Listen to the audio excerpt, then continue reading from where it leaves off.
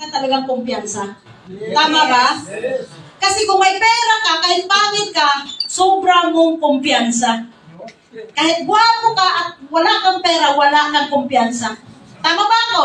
Yes! Actually, nung pumasok ako dito, na-invite lang ako ng isang high school graduate. At sabi sa akin, pwede kang yumaman. Siyempre, hindi ako niwala. Tapos ako ng kurso eh.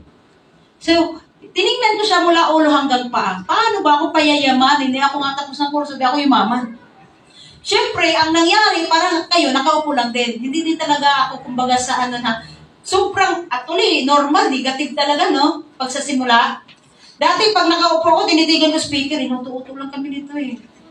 Ito kayo may kotse to? Naniwala ba kayo na may brand new car ako?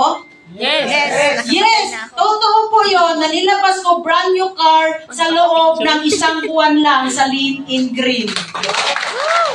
At pangalawang sasakyan ko yan. Paano ko ginawa? Tanungin niyo ako. Nagpakabaliw lang po talaga ako. Nagpakabaliw para kunin ang pangarap. Alam niyo bakit? Marami naman talagang swerte na nakapasok dito. Yun nga lang, hindi sila tumagal. Tama? Ang isang baluga, iting payat, walang kumpiyansa, pangit dati, pero dahil sa pera, cute na ngayon. Tama ba? Kasi ang kahinapan niya yung ang mamangitin.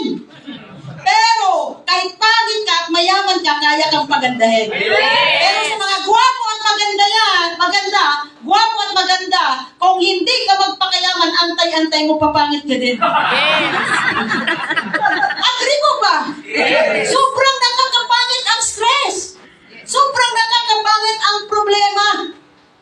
Okay? Ngayon, kung ikaw single, huwag mong madaling mag-asawa ka, lalo na pag naghirap ka. Bakit? Mag-asawa ka, naghirap ka pa, idadamay pa asawa mo, idadamay